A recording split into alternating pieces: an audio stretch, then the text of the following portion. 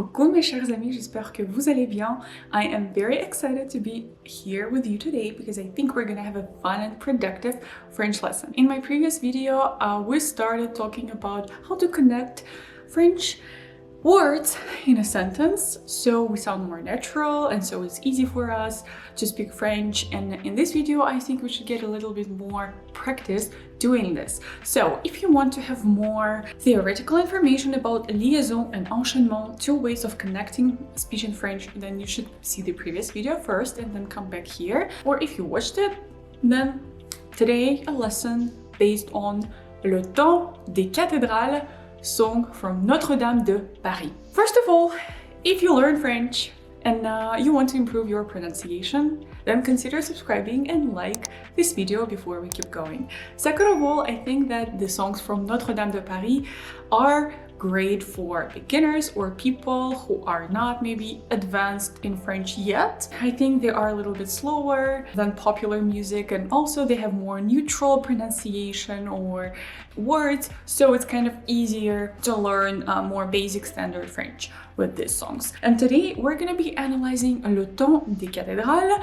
As usual, a reminder for those of you who are new here, I'm gonna exaggerate my pronunciation so you're gonna literally see how I pronounce sounds. And I usually suggest you doing the same so you can develop new muscle memory and not to think about all this pronunciation stuff when you actually speak French, but so it can become automated for you and it gets more natural for you to do this without even thinking about it. This video is not gonna include any original material, and it means if you want to hear the song that I'm gonna be analyzing, the link to it will be in the description. You'll have to open it in a different tab and maybe to have both tabs open and to listen to me and the song. I am gonna do this to avoid any copyright claim issues because I'm not sure how it's gonna affect in the long run. So hopefully this is gonna work for you. Thank you. And finally, let's get started. C'est une histoire qui a pour lieu. C'est une histoire. The first thing we should notice is that here we do liaison. Liaison is when we start pronouncing a silent consonant of one word and we connect it to the vowel of the next word if this word begins with a vowel. And that's exactly the case for c'est une. C'est is open e, and then une, your tongue touches, it's not pulled back. On the contrary, it touches your lower teeth and it's right there. U. Then the shape of your mouth is supposed to be like this and it is kind of tight and close. U. U. And as you can see, it's not flat, it's like it goes a little bit forward. U. Une. C'est une. And now together, c'est une. Then une histoire. Notice how we do not say une histoire. We say une histoire. So it sounds like one word. And now histoire, for E, you kind of smile and your mouth is kind of closed. So it's E. E. So I can feel a little bit more tension here when I say the same sound in Russian or English. So if you are a native speaker of Russian or English, then yeah, make sure it is a real smile. E. Histoire. Then it's w sound, just like wagon. War. And after w, we've got a, war. Et alors, everything together, c'est une histoire.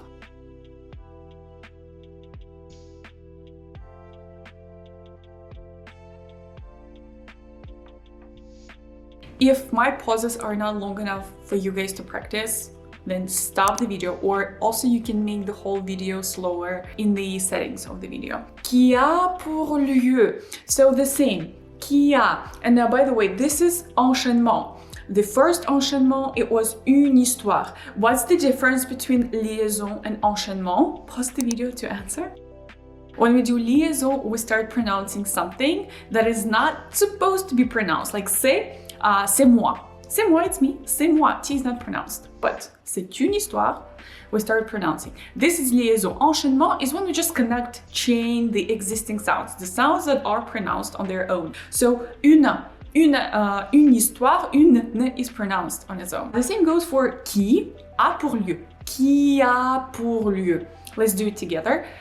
Qui a. So we do not even stop. One sound like goes to the next one. Qui a pour lieu. For lieu, tongue is also here, and the upper lip covers the lower lip. So notice it is tense. Once again together. C'est une histoire qui a pour lieu.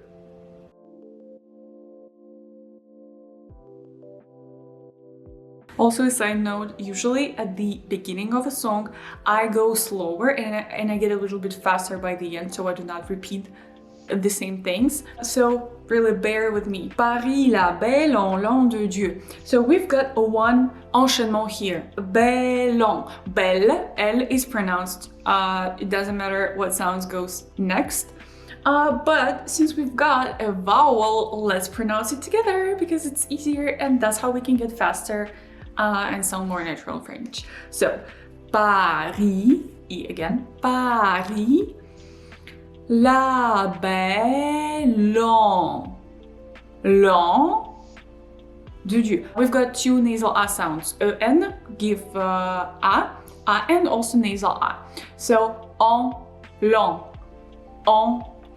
Notice how I pronounce this. My jaw doesn't move. And the form of my mouth is like when I'm trying to pronounce on. My lips are a little bit tenser, and also I push the sound up. Paris la belle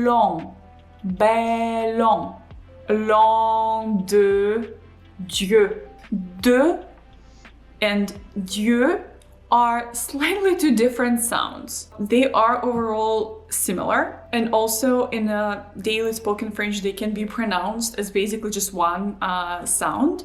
They can become really similar, but strictly speaking these are two different sounds. Fermé in Dieu, and this is the one we just pronounced in lieu. It's when the upper lip covers the lower one, tongue is here. And de, it's caduc. And when we pronounce you know, the lips are kind of the same level. And it's something in between of and fermé and ouvert. 1482. So no liaison or enchaînement here, but we've got some interesting sounds. First of all, 1400, K. So usually French consonants are not affected by vowels, so there is no palatalization. This is called palatalization. When we say K, it means that our tongue, when we pronounce the consonant, it touches the upper part of our mouth. K. This is, by the way, a really big thing in the Russian language. This is something that's happening quite often, but not in French, though there are some cases like K that goes before A. It can become softer. If we use a different vowel or a nasal sound, like quand, your tongue is going to be pulled down. But if there is just regular A sound, the tongue is going to be pulled up and it's going to get softer. Kya. 1400. Your turn. Nasal A again. 1400. 82. Here, interesting thing. So, quatre, this at the end, it's not really pronounced. You can say quatre, like you can pronounce in the position of quatre. So your lips are like you want to pronounce but you pronounce r. But in this song, and sometimes like in music and poems, they can put more emphasis onto this sound just to keep up with the rhythm. So here it is kind of pronounced. So I also reflected it in the transcription, but it doesn't have to be there. 82. Again. Once again, 1482. And I do think this E sound makes it easier. 82. And EN give us nasal E sound. So we know on, but nasal E, it's more, first of all, it is like a smile when you pronounce it, and also your jaw is more relaxed. It's va, it's just, it goes down. And to compare with nasal A, it is on, va, on, va.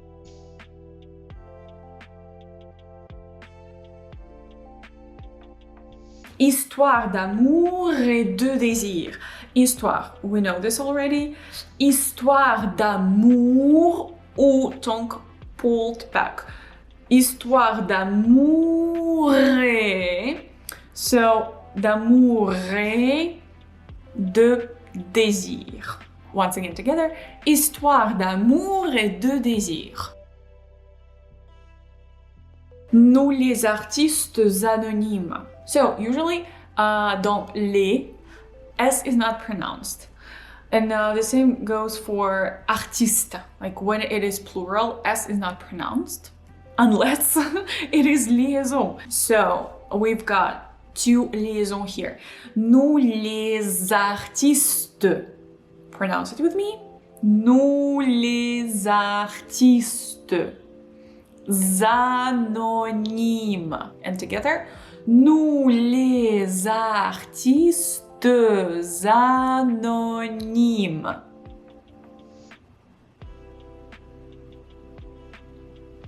De la sculpture ou de la rime. So sculpture is a gotcha word. It has this P letter, so you'd assume that you should pronounce it as always, but in this word, P is not pronounced. Though in this song, I think I can actually hear it. But since it is not, if you look up in a dictionary, I do not think you'll find sculpture. Instead, you'll find sculpture. So I'd say let's practice sculpture. De la sculpture. So we've got two U sounds. Remember, when we pronounce U, tense, closed, and the tongue is right here. It touches the lower teeth. Sculpture. And for U, you pull your tongue back. Let's try it slowly and together. 1, 2, 3. Sculpture. And now all together, so it can make finally some sense. De la sculpture ou de la rime. And your turn. De la sculpture ou de la rime. Tenterons de vous la transcrire. Well, nothing special here, just a lot of nasal sounds. Tenterons. We've got two nasal. O similar. The jaw position, it doesn't move. It's just the mouth. It's a little bit different. For O, it's a little bit more closed. Tenterons. De vous la transcrire.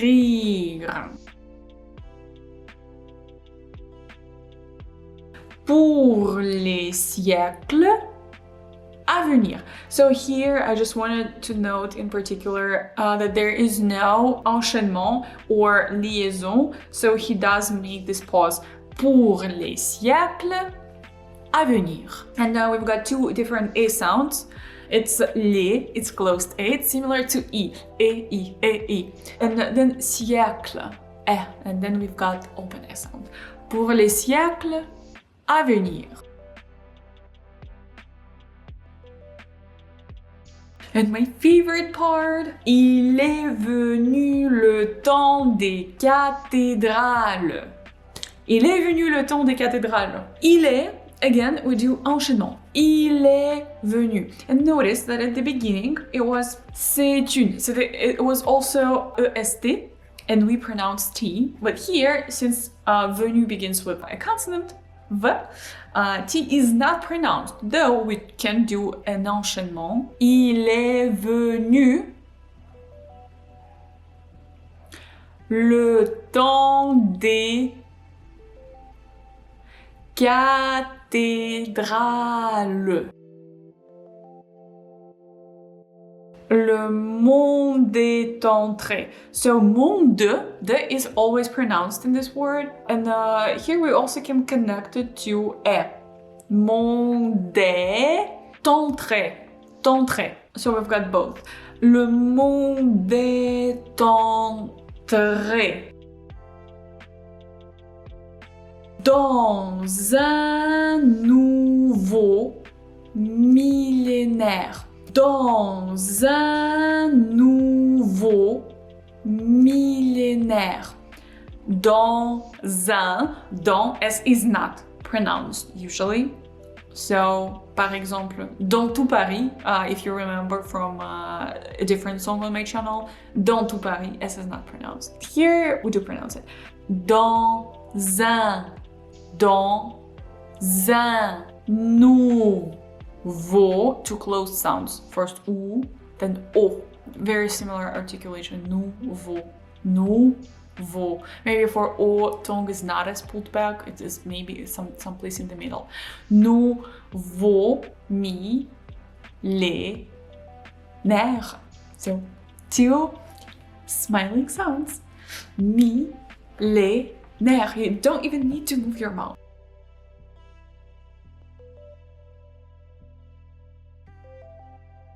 L'homme a voulu monter vers les étoiles. L'homme a voulu. So, l'homme, open O sound, O, l'homme. So, again, in just regular conversation, sometimes you, like closed and open O sounds, they can be kind of neutralized. You can hear sometimes that it is more something in the middle, but I do suggest we learn the difference anyways, and now let's practice the difference. So l'homme a voulu. Voulu.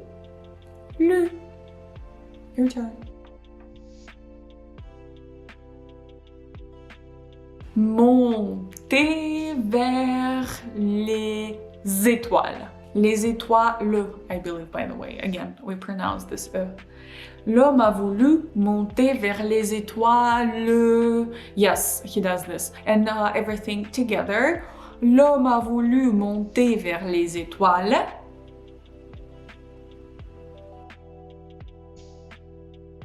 Écrire son histoire. Écrire, I am such a bad singer, so I am not gonna sing this. Écrire again, closed A and E. Écrire son histoire. So usually N is not pronounced here, like anywhere. Well, not anywhere, that's maybe a topic for a different video, but here in this particular word, N is not supposed to be pronounced, because ON usually give us this nasal sound. On. We can actually start pronouncing this when we do liaison. So we pronounce the N sound here only because we want to connect to the next word. Only because of this. Son histoire. And it can be a little bit tricky after a nasal sound, I believe. Or actually, let me know in the comments what was the hardest part of the song so far. I'm just curious to know. For future videos, this could be very useful. Son histoire. Son histoire. So we do not stop pronouncing sounds here. Though we do start pronouncing N after we kind of finished with the nasal O sound. Son histoire. Son histoire. It's not like nasal O, it's too shortened. It is not. It is pronounced fully. It just goes directly to the next sound without stopping. Son histoire. Son histoire. Dans le verre ou dans la pierre. Enchaînement. Dans le verrou. Verrou. Let's pronounce together. Verrou. Dans le verrou. Dans la pierre. I hope you guys enjoyed this video because I sure did. I love Notre de Paris songs, and you know me, I also kind of like those phonetical analysis, though I wanted to mention something important. I do not think that you guys need to be able to differentiate what's liaison or enchaînement to be able to understand the transcription. Just treat it as an additional material that I provide, because I know there are some people who will enjoy it and for some it's going to be useful, but remember that you as a French learner, you do not have to do this. I'm just providing because it's fun for me and it is useful for someone. What's more important is to be exposed to the language as much as you can so you can kind of absorb all of this in a more natural way and use this kind of videos to boost maybe your learning process, to make it faster, and also to have some fun, especially if you also like this kind of songs. Subscribe to my channel for more videos like this and like this video. I'm super proud of you if you made it till now and completed this lesson. And well, also drop in the comments what's your favorite French songs, and maybe that's gonna be my inspiration for my next video. Merci tout le monde. Au revoir.